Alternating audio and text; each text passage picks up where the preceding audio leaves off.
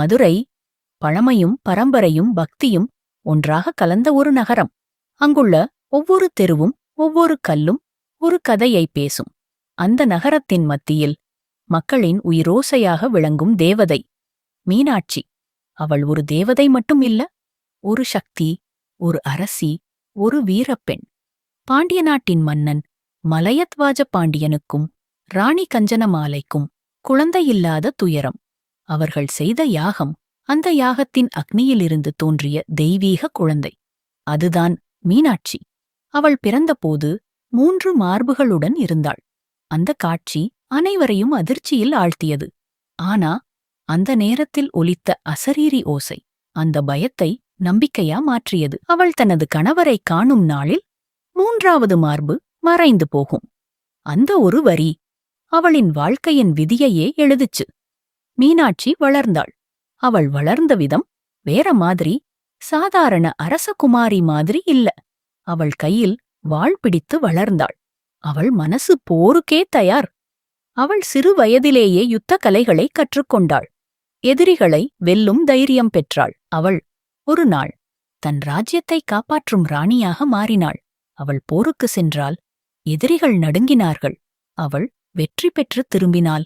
மக்கள் கொண்டாடினார்கள். அவள் வென்ற நாடுகள் அவள் பெருமையை இன்னும் உயர்த்தியது. ஆனா அவளின் உள்ளத்தில் எப்போதும் ஓர் அமைதியில்லை.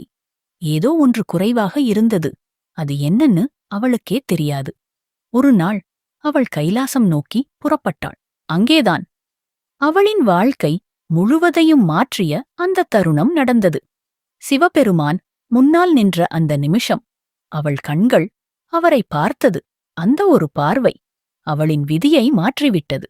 அவளின் 3வது மார்பு அந்த நொடியில் மறைந்துவிட்டது. அவள் மனசு சொன்னது, இவர்தான் என் வாழ்க்கை. சிவபெருமான் அவளை பார்த்து சிரித்தார். அந்த சிரிப்பு ஒரு அருளாக இருந்தது.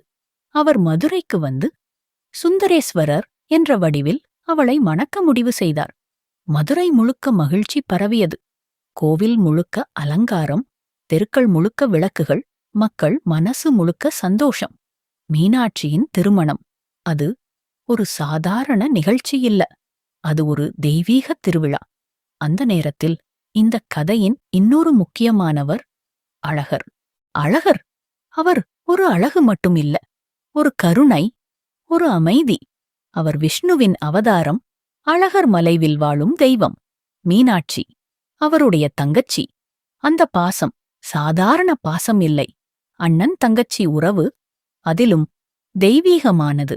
மீனாட்சியின் திருமணம் நடக்கப் போகிறது என்று கேட்டதும் அழகர் மனசு மகிழ்ச்சியால் நிரம்பியது. என் தங்கச்சி கல்யாணம் நான் இல்லாம எப்படி? அவர் உடனே கிளம்ப முடிவு செய்தார். அவருக்கு அலங்காரம் செய்யப்பட்டது. தங்க ஆபரணங்கள், மின்னும் கீரிடம், அழகான உடை. அவரை பார்த்த மக்கள் அவரை ஒரு தேவதையாகவே பார்த்தார்கள். அவர் கிளம்பியதும் அது ஒரு ஊர்வலம் போல இருந்தது. நாதஸ்வரம், மேளம், மக்கள் கூட்டம். அவர் வரும் பாதை முழுக்க மக்கள் காத்திருந்தார்கள். அழகர் வராரு, அந்த ஒரு வார்த்தை போதும். அவரோட பயணம் மெதுவாக நகர்ந்தது. ஆனா அந்த மெதுவான பயணம்தான் அவரை தாமதமாக்கியது. பாதையில் ஆறுகள், காடுகள், மலைப்பாதைகள். அவர் எல்லாவற்றையும் கடந்து வந்தார். நாட்கள் கடந்து போனது. மதுரை காத்திருந்தது. ஆனா நேரம் காத்திருக்கவில்லை. மீனாட்சியின் திருமணம் நேரம் பார்த்து நடந்தது. சுந்தரேஸ்வரருடன் அவள் கல்யாணம் செய்து கொண்டாள். மதுரை முழுக்க ஆனந்தம். அந்த சந்தோஷத்திற்குள் ஒரு சிறிய குறை, அழகர் இன்னும் வரவில்லை. அந்த நேரத்துல அழகர் மதுரைக்கு அருகில் வந்திருந்தார். அவர் முகத்தில் சந்தோஷம், மனசில் பாசம். ஆனா அவர் கேட்ட அந்த ஒரு செய்தி, கல்யாணம் முடிஞ்சிருச்சு. அந்த வார்த்தை அவரோட உள்ளத்தை ஒரே நிமிஷத்தில் அமைதியாக்கியது. அவர் நின்றார். சுற்றியிருந்த மக்கள் அவரை பார்த்தார்கள். அவர் பேசவில்லை. அவர் மனசு மட்டும் பேசிக் கொண்டிருந்தது. நான் லேட்டா வந்துட்டேனா? அந்த கேள்விக்கு பதிலில்லை. அவர் மதுரைக்குள் செல்லவில்லை. அவர் நேராக வைகையாற்றை நோக்கி நடந்தார். அந்த நடை ஒரு சாதாரண நடை இல்ல, அது ஒரு உணர்ச்சியின் நடை. அவர் வைகையை அடைந்தார். மக்கள் கூட்டம் அவரை பார்த்து அதிசயித்தது. அவர் மெதுவாக வைகை ஆற்றுக்குள் இறங்கினார். அந்த தருணம் காலம் நின்ற மாதிரி இருந்தது. நாதஸ்வரம் மெதுவானது. மக்கள் சத்தம் மங்கியது. அந்த இடத்தில் ஒரே உணர்ச்சி மட்டும் இருந்தது. அண்ணன் பாசம். அவர் மனசில் ஒரு வருத்தம் இருந்தது.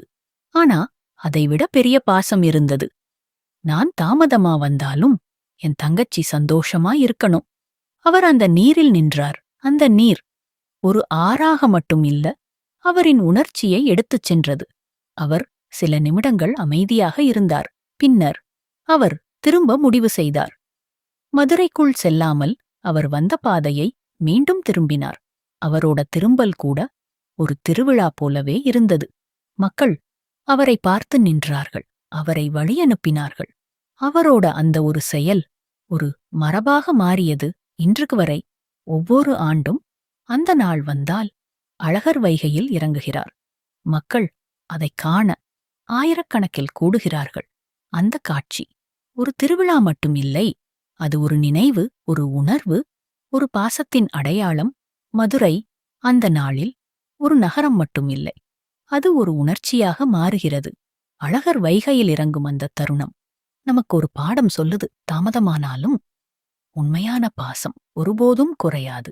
வைகை நீரில் இறங்கிய அந்த தருணத்துக்குப் பிறகு அழகர் மெதுவாக மேலே வந்தார். அவரோட முகத்தில் அமைதி, மனசில் இன்னும் அந்த பாசம். அவர் மெதுவா திரும்பினார். மதுரைக்குள் செல்லாமல் என் தங்கச்சி சந்தோஷமாயிருந்தா அதுவே போதும். அந்த ஒரு எண்ணத்தோடு அவர் திரும்பி நடந்தார். மக்கள் அமைதியாக பார்த்து கொண்டிருந்தார்கள்.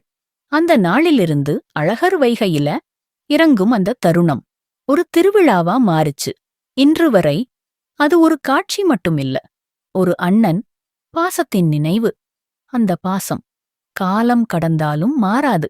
அதனால்தான் வைகை ஓடும் வரை அழகரின் பாசம் எப்போதும் உயிரோடு இருக்கும்.